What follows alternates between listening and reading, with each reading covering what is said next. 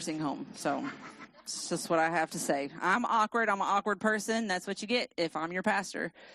So hello, welcome to Refuge again, one more time. My name is Nicole. I am the pastor here. And from the bottom of my heart, I thank you so much for being here tonight, for joining online. However, you're worshiping with us tonight. Thank you for making Refuge a part of your weekend and a part of your life. And so tonight, I mentioned at the beginning when we celebrated Tom's arrival is that we're doing things a little bit different. And before I give Tom the mic and let him have his 15 minutes of fame, I want to go back to last week and revisit Acts 2 real quick and look at the early church and how we talked about that it wasn't flashy, it wasn't a big spectacle, it wasn't a lot, it was simple. It was people who shared space, they shared meals, resources, and they shared their life together. And it was never meant to be just one person talking. It was never meant to be just a pastor teaching at people. It was never really the model, because Acts chapter 2 said that they listened to the apostles. And Acts chapter 2 is the expansion of an idea that already existed in Jewish culture of community.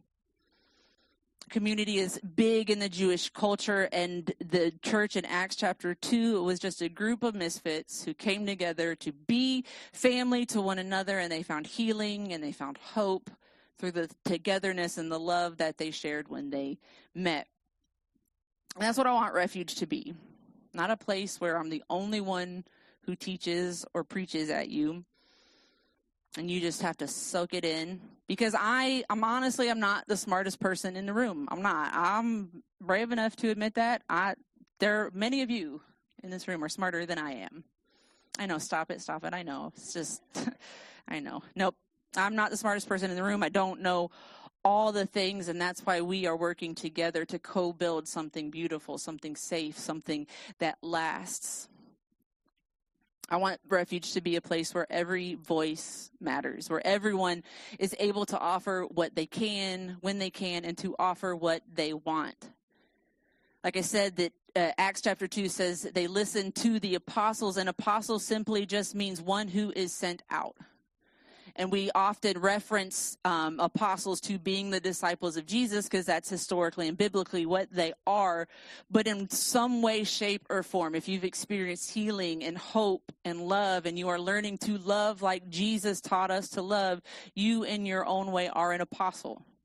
You go out to create safe places, safe spaces for people in your life, in your community, and do it here as well. We're all still learning. We're all still growing. And the best way we do that is learning from each other. Because the thing is, for me, it's one thing to stand up here and teach about holy habits, to teach about meditation and prayer and silence and solitude, and to show you biblical references and give you scripture that backs up what I'm saying.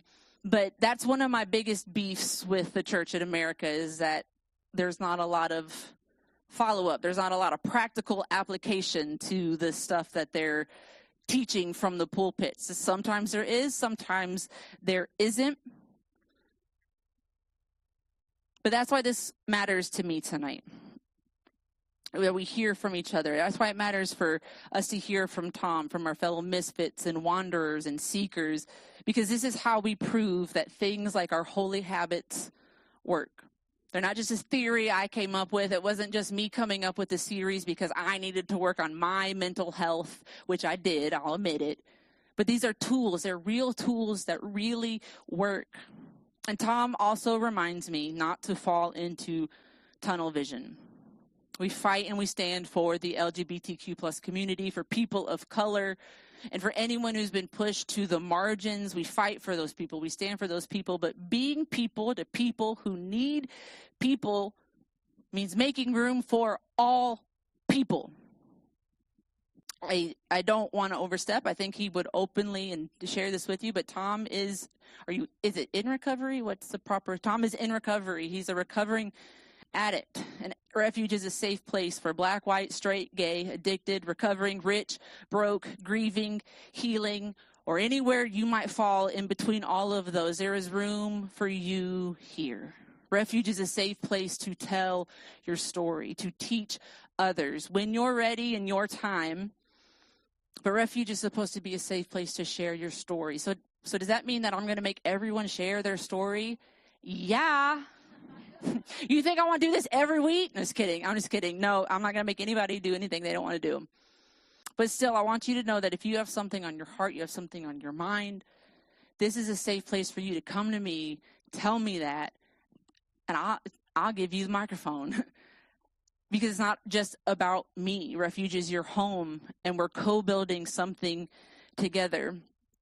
Because Tom texted me one morning at 2 a.m., and he said, I'm sorry this is late, but if I don't do this now, I'm not going to have the courage to do it. And he asked if he could share how some of the holy habits have impacted his life. And without hesitation, I was like, hell yeah, man. Of course you can. And so I'm excited to hear what he has to say. And I'm thankful and excited to welcome someone who is part of this community and someone who's been a friend and a support to me, whether he realizes it or not. So would you please welcome Tom as he comes to share with us tonight.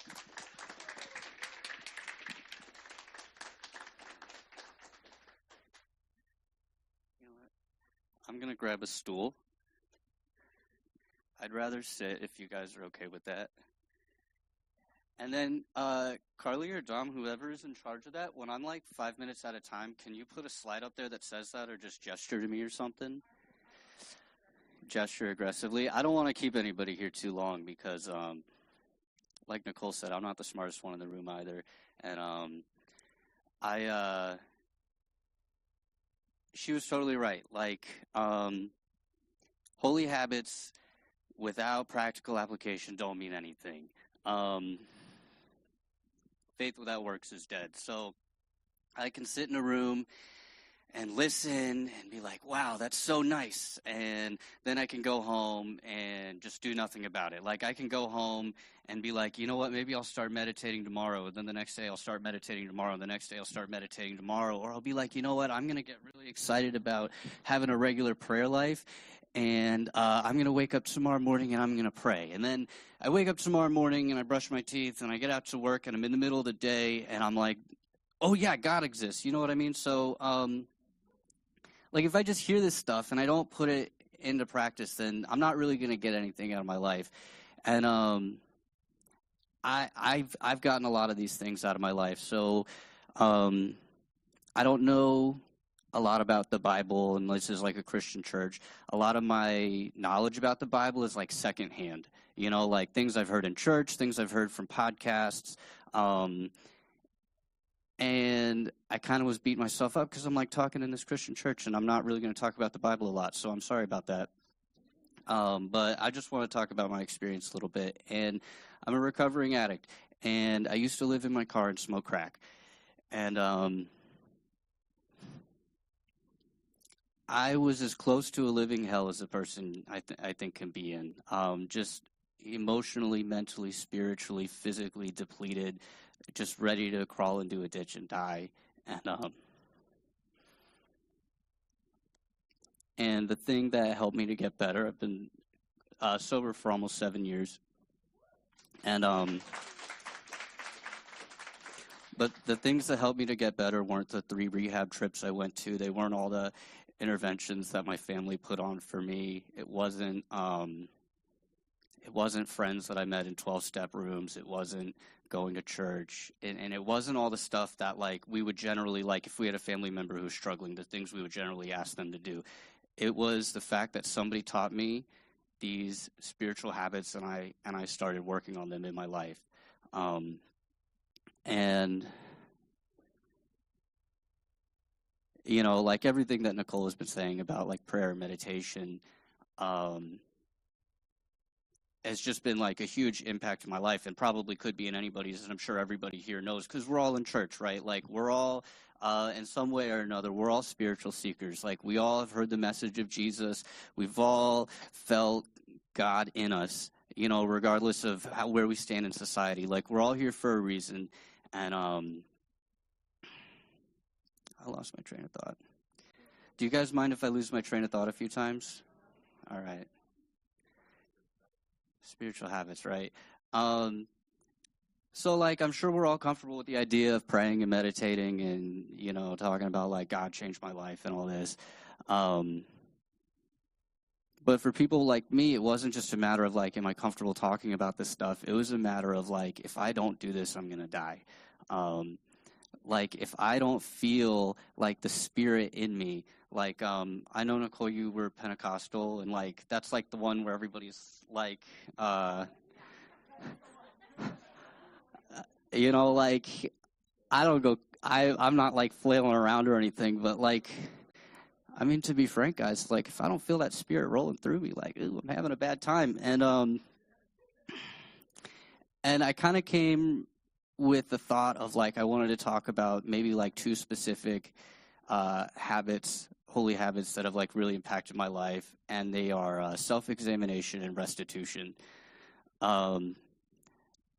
Because, and another thing, Nicole, you just said, like, before I connect to God, I have to connect to people around me.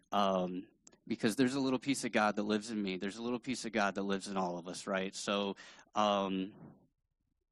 like, that's just what we're made of. That's the substance of life. Like, the physical material, the like ethereal material that this world is composed of is the God that surrounds us, the God that I'm comprised of, the God that's in me, the God that's around me, and the God that's in the rest of us, you know? So if I'm living my life in a way that knowingly or is unknowingly doing harm to the people around me, that connection to God is just going to be gone. And I don't know if you guys have ever felt this, but there have been times in my life where I just want to connect to God so bad. I grew up in this really, really strict, like, Southern Baptist, like, I grew up in, like, Lee County's version of the Refuge.Church. And, yeah, and the first service I came to at Refuge was actually Brian talking about religious trauma, and I, like, cried in the back, and I was like, this is my place. Yeah. I watched Harry Potter for the first time when I was like in my 20s. Yeah. Where was I? You put me back on track the last time. Okay, so if I'm living my life in such a way to where I'm not connecting to the people around me, like if I'm caught up in my own drama, if I'm, you know, like isolating from the world, if I'm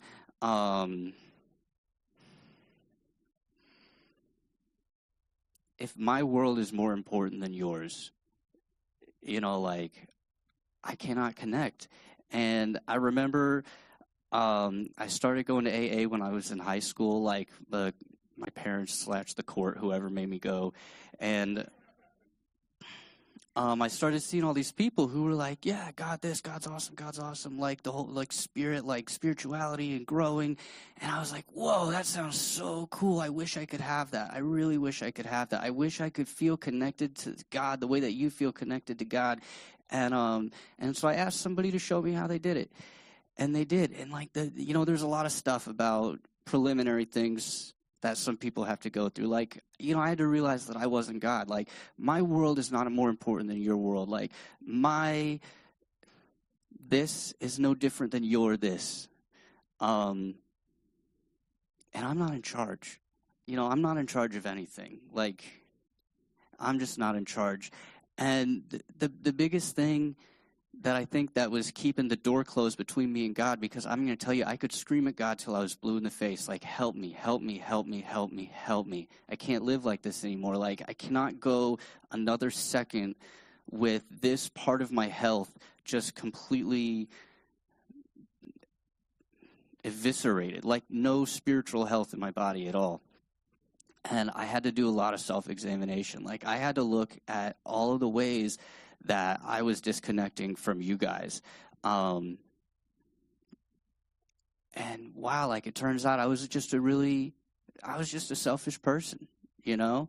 And I'm talking from my own experience. I don't want to be silly, like, you guys are selfish. Like, I'm not saying that at all. I'm saying that I was real bad, you know? And, you know, I've been on this spiritual path because, like, at my core, like, you know, I'm a mechanic by trade. I'm a brother. I'm a father. I'm a son. I'm all these things. But at my core, like, I'm like a spiritual being seeking to be reunited with my God, with like the substance that I am, you know? And so even like later on in this journey that I've been on, you know, I still find that I can get into these patterns and have these behaviors that are really holding me back. And then every time I realize, like, wow, like I'm a mess. Like, in this week, this week has been very bad for me. God, I'm having to let go of some attachments that I've been really attached to. And I've cried more in like the last 5 or 6 days than I think I have in the last 5 or 6 years. And like twice already since I've been sitting here. And, you know, I'm like so wrapped up in this. And like I said, like my world was more important than everybody else's. Like my problems were the entire existence of the universe, you know, and like I do it unknowingly. And I'm sure a lot of us have had these experiences where like we'll just get so wrapped up and invested and just so like in this. And I had to do a little bit of self-examination. Like I had to look at like, why can I not stop crying? That's not normal. Like for some people, that's like a baseline and that's really cool. That's not my baseline, like at all. Like, even a little bit, like guys, I don't remember the last time I cried when somebody died. Like it's just not in my nature, you know. And so I had to do some self-examination, and you know, just like a little bit of writing, a little bit of talking to some people who are, you know, like of like mind. You know, I don't want to go up to somebody who's just as inclined towards like these self-centered natures. Like I don't want to go up to the most narcissistic person I know and be like, and she hurt me so bad, and then they'd be like, yeah she did, didn't she? You know, like it's like part of self-examination. I think it's about finding the right community. Like I want to go up to people and just give these people who I think have hurt me the most scathing personal reviews. I want to go up and be like, and say all the worst names, like say everything they did bad, and then them be like, yeah, but you know you started it, right? And I'm like, oh no. You know, so like a part of self-examination, I think, is like a lot of it has to do with finding like a good group of people, or maybe even just one or two people who like are just not willing to sit around and listen to me vent. You know, like I'm like, yeah, I should probably vent every once in a while because I don't want it all like in here, you know, so like I gotta let it out sometimes.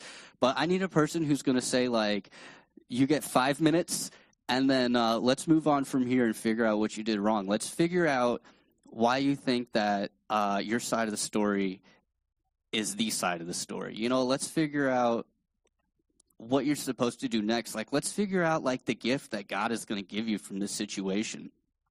And that's like such a big thing too, is like I can get so wrapped up in these events in my life and totally forget that in every single instance of my life, God has brought me one step closer, like on the stairwell. Like every single painful experience, every single time I get my feelings hurt, every single time I'm right and they're wrong, and then I come to realize that, you know, maybe I wasn't as right as I thought I was, and like I have to humble myself a little bit. Every single time one of those things happens, you know, like I get to have a new and higher level with God. I get to like dive further into this world of spirituality, further into this world where,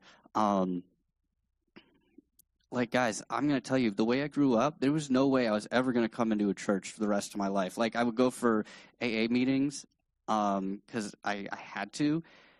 And I sat in the Refuge parking lot like 5 times on different occasions and sat in my car and didn't go in before I finally, you know, came in and went, you know, and it took so me being comfortable here, it just doesn't make sense, you know.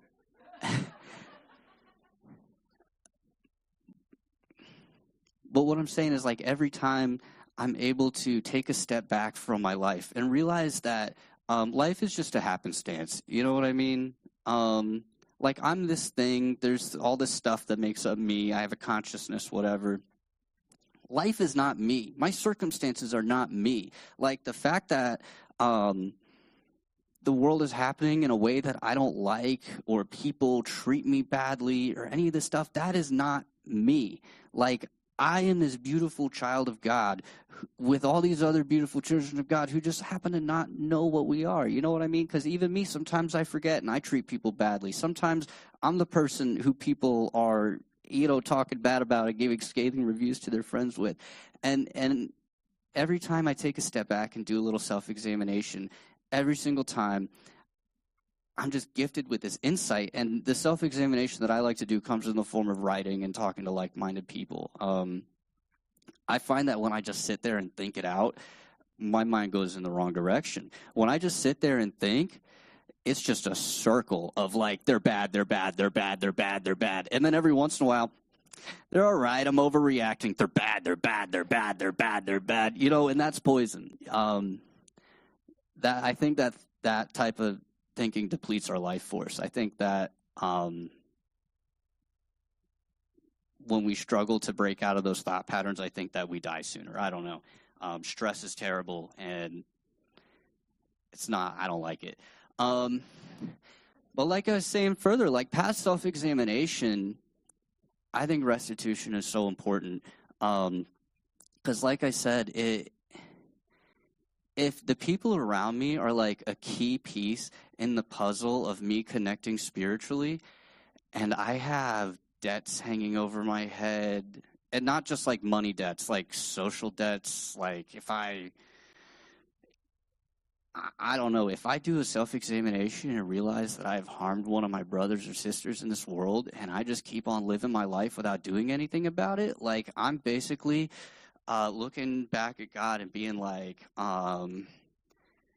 sorry I hurt your feelings, but like I just don't need you anymore, which would be so unfortunate because I just do.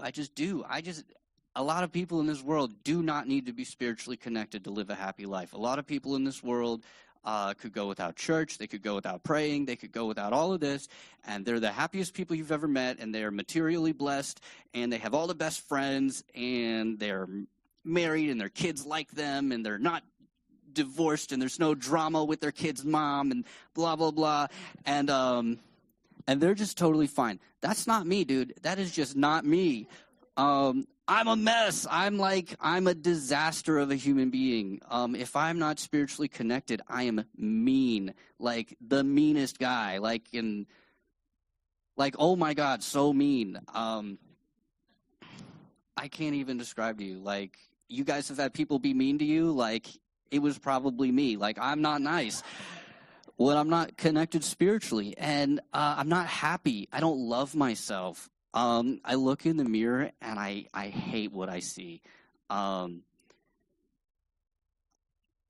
that's not how I want to live. And I had to learn the really hard way that if I don't connect spiritually, like if I don't connect to God, if I don't come and spend time in communion with people who are on that same path, if I don't take time to learn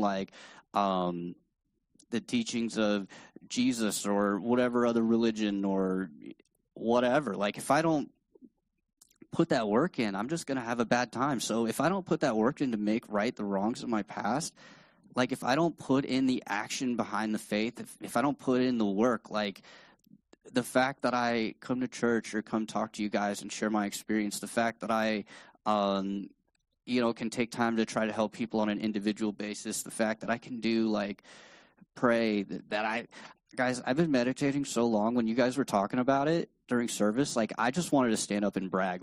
I can sit in my room with the lights off, with the TV off, with no phone for 2.5 straight hours with no break, and then just be so happy about it. And, but the fact that I can do that, it just doesn't mean anything if I'm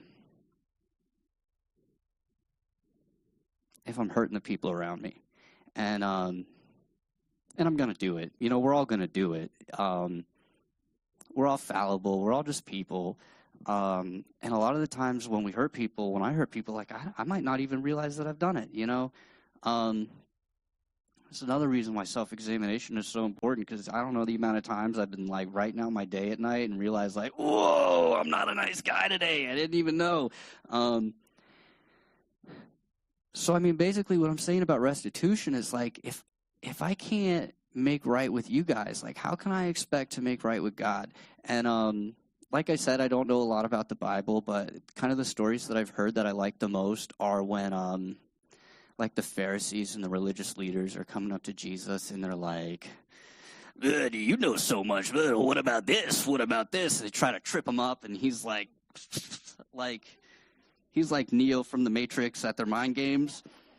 And I think it was like some story. They were like, what's the most important commandment? And he was like, the most important commandment is to love your neighbor as yourself and to love God with all your heart, all your soul, and like blah, blah, blah. It's like not a perfect quote, I'm sure, because I don't have one in front of me. I bought a Bible to study to do this, and then I didn't read it. Yeah.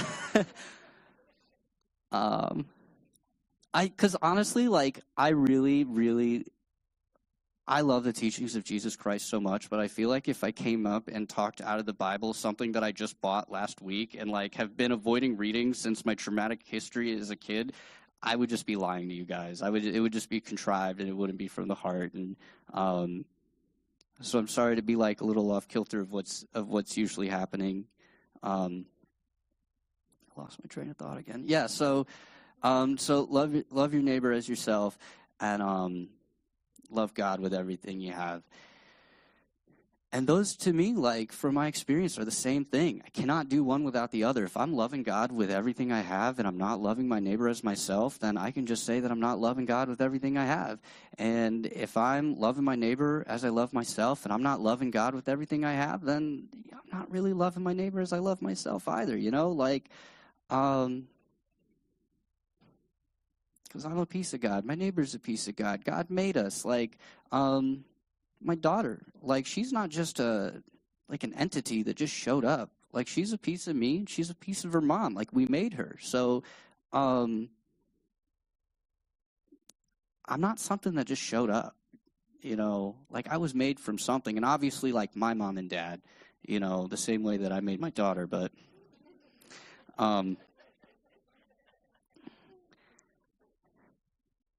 but like, there's like substance, there's like creation beyond like what I can perceive, you know, and I know to the core of my being that I'm not just like a science experiment that happened inside of my mom's belly, and you know what I mean, like I'm made from God. You're made from God. And if I want to say that I love you, I'm saying that I love God. And if I want to say that I love God, I'm saying that I love you. So if I say I love God and I'm this devout follower and this and that, and then people who are different from me are standing over there, and I turn my back on them, I'm turning my back on God, you know?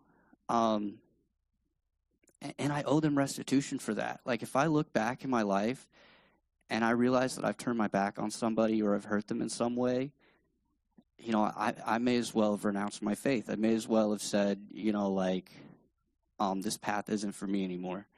And that's not the way I want to live. And, you know, the other verse I think that I kind of remember that I'm going to paraphrase again is, what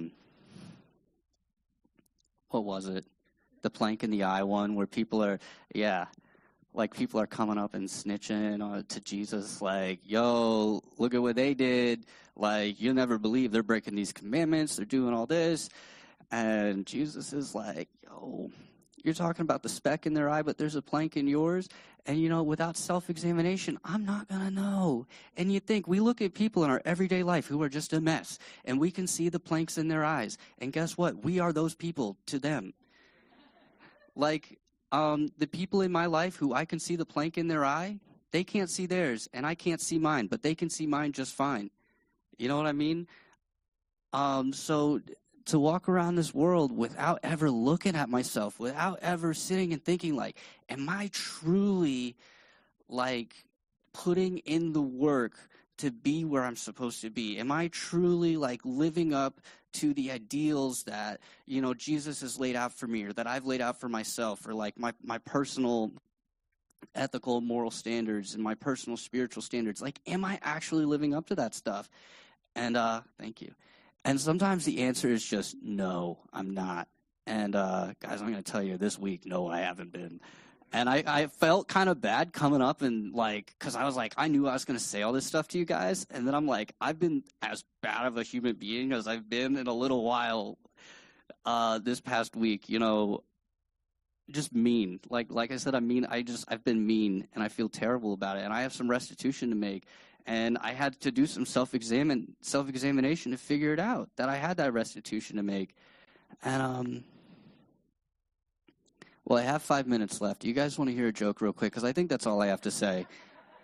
But I have a really funny joke that I like to say when I'm talking to people about this sort of thing, because I think it really illustrates how awesome prayer can be. So there's a young man, and he's riding his bike down a hill. And he's going so fast and so fast and so fast, and he loses control. He crashes into all these trash cans and debris in the road and all this, and he bends his wheel on his bike, and he scrapes up his knee. There's slight swearing, so watch out. And he gets up and he says, "God damn it!" And there's a priest walking by, and the priest was like, "Hey, don't say that," because he took great offense, because he's like taking the Lord's name in vain or whatever. And the next day, the kid's riding his bike the same hill. He took his brother's bike this time because his was messed up. And he's like, I can do it this time. And he's going, he loses control the same way. He runs into a building, tears up this bike, he rips up his shirt, he cuts up his legs, and he says it again, "God damn it." And the priest is walking by again, and he says, "Hey, come on, man, that's your Lord." And the boy says, "Oh, sorry. God bless it." And his shirts are mended, and his knees heal up, and his bike wheel unbends, and the priest says, "God damn." So, hey, guys, thanks for listening to me talk, and I hope you have a great rest of your night.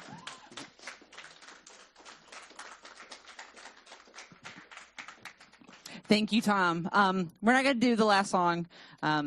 So if everyone's okay with that. Couple of things. One, he said, "I'm sorry if it's off kilter than normal." That was not that far off the mark. I lose my train. That's why I have notes, because I lose my train of thought regularly. And I love, and this is going to sound insulting, but I love that you don't know the Bible. I love that because I'm not expecting everyone in the room to be a biblical scholar. I'm not. You don't have to be like that. That's why you have me. So I'm doing it for you. But Refuge is just a real, honest place where you are where you are. You are remembering half of Bible verses. I will say, Tom, though, I have been quoting that Bible verse every week of this series. Every week. I'm just kidding. Love you, man. But see, look, I did it. This is why I have notes. I lost my train of thought. So whether you know like two halves of two Bible verses, or you can say the Romans Road, or you can quote the Bible, or if you've read Genesis to Revelation, Refuge is a safe place for everybody. Refuge is a safe place for people who love God, for people who are mad at God, for people who don't know what they feel about God. This is a safe place to navigate all of that. And I love Tom. I love Tom even more after tonight. But I want to tell one story, because he already said he smoked crack, so I'm going to tell this story. Tom is a good dude. Tom, you're a great dude. After tonight, you're a great dude. But I knew Tom was good people. He came and helped me move in his flip-flops, which I love. And Annika and I was watching Dominic and Tom move my mom's king-size mattress, and I made a borderline inappropriate joke, and my wife goes, "Nicole, they go to your church." And I was like, Dominic has 2 teenage boys, and Tom is a recovering addict. And Annika was like, "Nicole, you can't say stuff like that." And Tom goes, "Oh, no, it's okay. I used to smoke crack." And I was like, that's my kind of people. Just like, no jokes offend me, because I used to smoke crack. But I love that. And I hope that if nothing else you took tonight, that where you are with the Lord, where you are in your journey, like, that's good. That's okay. This is a safe place for you to go through all of that. So Tom, thank you for sharing. And I I'm truly blessed to be able to sit back and listen to that. I'm going to pray, and then I'll do the announcements first. Can you skip the raise right? We are doing water baptisms on July 20th. There's a sign up in the back if you'd like to be baptized. Put your name and email on that. We're doing it at my home on a Sunday morning. We're going to do like a baptism brunch. I don't know if that's sacrilegious, but I guess we'll find out on the other side. But we're going to do a brunch. We're going to come celebrate, baptize who wants to be baptized, and then enjoy a meal together, because that's what the early church did. They be together, they eat together. So we're going to be and eat together and go swimming at my house. So sign up for that. I'm going to do a teaching. If you want to be baptized, you don't have to be baptized. I'm going to do a teaching on baptism on the 19th, the night before, so you can go home, take all the information, and still decide and show up if you want to be baptized. If you want to serve, let me know. We got lots of places we can plug you in. And this is how I feel about serving. It's how I feel about giving, is that you give what you can, when you can, and do what you want to do. I don't want to throw somebody back in kids who's not blessed and gifted to be with children, just like I don't want somebody who can't sing to be on the worship team. Like, I want you to find your niche. What's that? Look, I am also not the best singer. Like, if you want to be on the worship team, we'll put you up here. Might turn mic down, but we'll put you up here. No, sorry, it was rude. I'm sorry. If you want to be on the worship team, please come see me, because clearly, like, this is our band, so we really shouldn't turn down help when people want to give it. But anyways, and then finally, two more finallys. Next week, we will not have regular service. We will still be in the building, but we're going to be doing a trivia night. I know next weekend is the 4th of July weekend. Lots of people are going out of town, different things. So instead, we're just going to have a hangout night. We're doing a potluck. So if you are coming and you can bring something, there's a sign up in the back. Put down that you're coming and what you're going to bring. And we're just going to come, do some weird trivia, and just have a good night of being and eating together. And then lastly, on July 12th, Carly is going to be speaking. And we're starting a new series. It's called Heroes. You can't see it because I didn't make it big enough, but it's Heroes, the unsung and unnamed women of the Bible. And we're going to be diving into culture and context. We're not just going to be like, Mary, the mother of Jesus, was a wonderful woman. No, we're going to look at the patriarchy. We're going to look at how women were overlooked and misused. We're going to look how women were in leadership and still marginalized. We're going to like tear it apart and take down the patriarchy from the inside, which, fun fact, that's the only reason I got my degree in biblical and theological studies. I was like, I'm going to tear it down from the inside. And then I became a pastor. So here I am. So get ready for that. I'm super excited about that series. But now I'll pray. If you have any questions about anything I just said, raise your hand. Have a cookie on the way out.